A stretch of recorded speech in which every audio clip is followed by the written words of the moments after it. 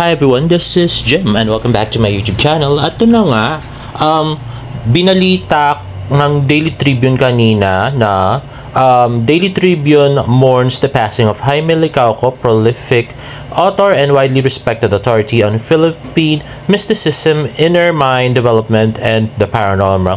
Scholar and educator with a deep passion for philosophy, literature, and consciousness studies, Jimmy shared his insights with countless readers through his column for Daily Tribune and his 17 best-selling books. The DT family extends his heartfelt condolences to Jimmy's family. So, nangyari nga yan na nakipag-meeting si David noong May 15 sa mga bosses at nung nag-launch siya ng kanyang song na I Think I Love You. Actually, parang kagabi lang nag-post si Tito Jack. Ito nga yung una niyang post, black lang. At yan, pinost niya nga yung mga achievements ni Sir Jaime at saka yung kanyang education.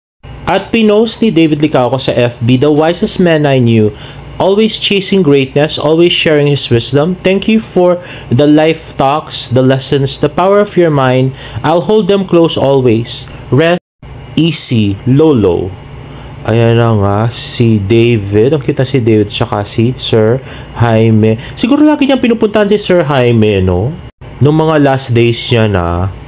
At yan na nga, Sir Jaime. So, 85 years old si Sir Jaime na namatay. At pictures from David. Yung sa sobra. Ito, luma na to. At ito nga post ni Tito Jack Licauco. Meron kasing pamahiin na pag meron ka namatay na kamag-anak, tapos yung moth or butterfly pumunta dun sa'yo, lumapit sa'yo, parang yung kaluluwa daw na namatay, sumapi daw dun sa butterfly at dinadalaw ka daw. Parang nag-reincarnate. Ganun daw yung mga kasabihan. So, yan na nga. Kaya binidyo siya ni Tito Jack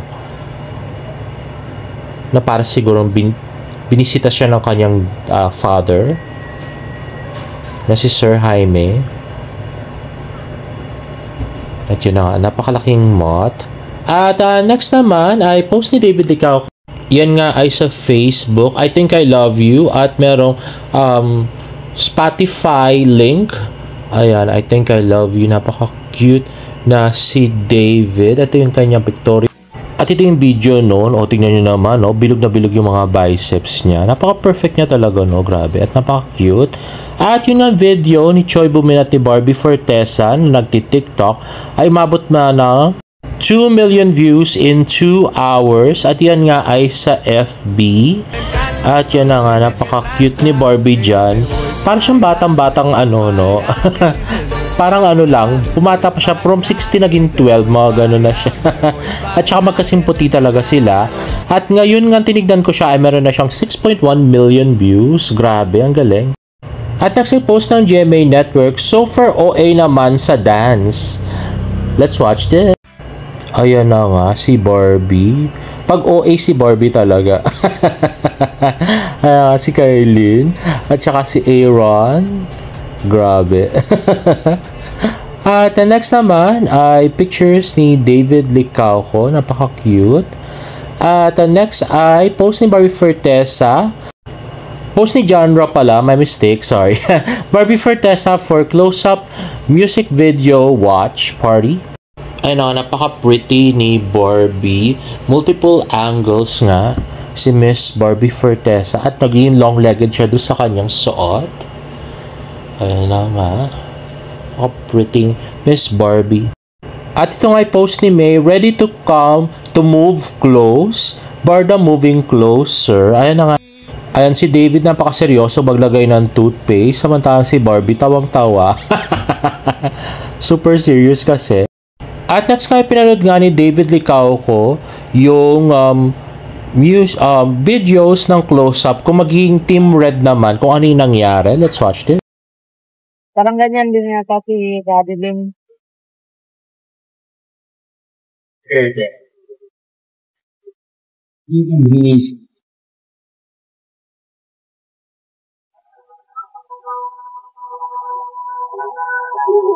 Hoy! Hoy!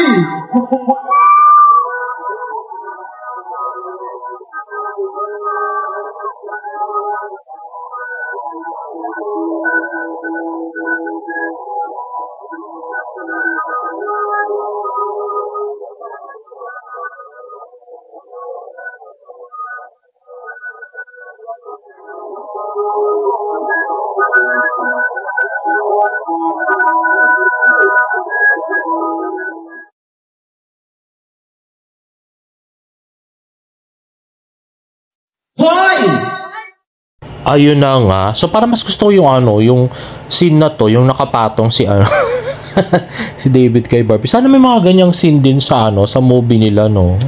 Patong scene.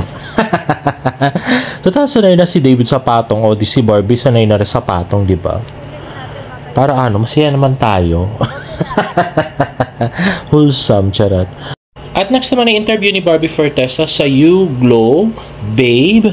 Let's watch this.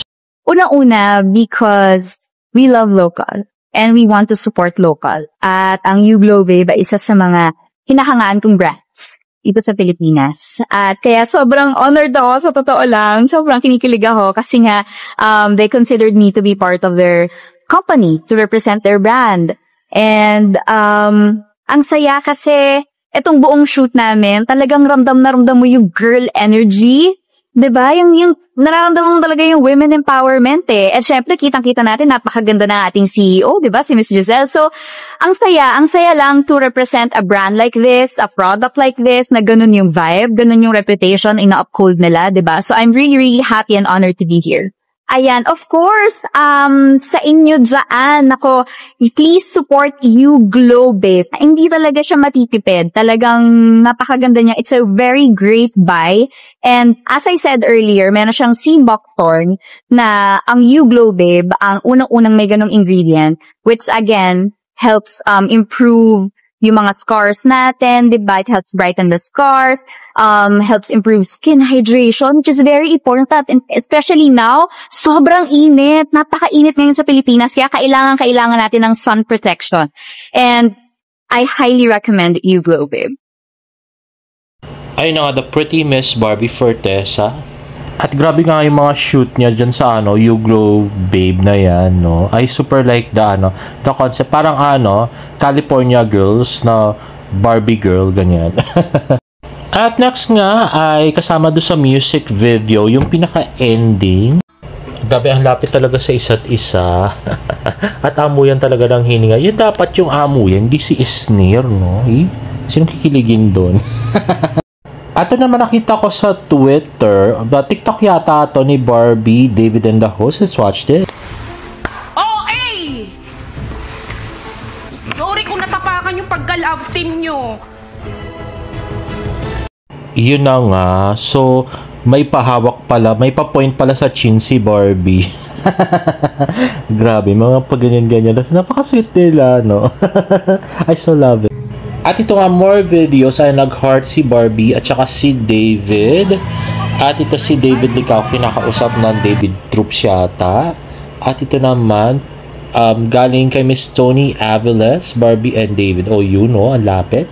At next ay Team Barda, Isabel, Miss Tony, Diana, Nay Fatima, Nathan, and that person. At ito naman si Sir Nathan at Barbie. Uy, marami ng pictures Sir Nathan at Barbie, parang naging close na. Next is Sir Nathan, Barbie at David. At ito naman, Diana, Barbie, David, and Tony. At si Sab pala. At ayan na nga, holding hands sila nung palabas. Grabe. Si Barbie na mismo yung kumatak kay David. Grabe. Dati yung sa Canada, si David ang humatak kay Barbie. Ngayon si Barbie na yung humahatak. At next naman, eto nga, may tweet nga si Charmaine. Sabi niya, me, bumulong kay Bibi. Kayo na ba? Napatingin si D kay B, tapos ngumiti. B, abangan sa susunod na kabanata. Ay, wow. Grabe, may pa-suspense pa si Barbie kung sila na ba o hindi. Grabe. At sabi naman ni girl, paano ako makatulog nito, Barda? Thank you dahil pumayag kayo, nayakapin ko kayo pareho. Ay, wow, grabe. Sana all mayakap sila, no? So, ibig sabihin, may chance na sila na nga, no? Umasa. At trending nga ang hashtag Close Up Philippines, hashtag Barda moving closer, hashtag choose fresh, choose close up kaninang 2:24 in the afternoon. At ito na nga, post ni Barbie Fortesa, Gracie Adbram is my short hair queen. Ayan na nga, napaka-pretty si Miss Barbie Fortesa. At parang lumalaki na ng konti yung bumper, no? At napaka-cute niya, no? At grabe nga si genre, I Think I Love You ni David Licao, yung ginawang background music doon sa Instagram story niya about Barbie, o diba? Grabe. Siya na ba talaga yung love ni David? Ay, nako. Next naman is a TikTok voice by Miss Tony Avilas and Pretty Si Barbie. And I so love the background music. Kinikilig. Grabe. Ang cute-cute ni Barbie dito talaga. At next naman ay more pictures of Barbie and David with Philippe. Ayan na nga. Magkadikit na ulit yung ulo, no? So, parang hindi na masyado nagko-control si David. At balik na siya sa dati. Grabe. At super napakilig niya tayo today. I so love it. And there you have it, guys. If you like this video, please give it a thumbs up and please subscribe to my YouTube channel for more Borda updates. See you on my next vlog. Bye!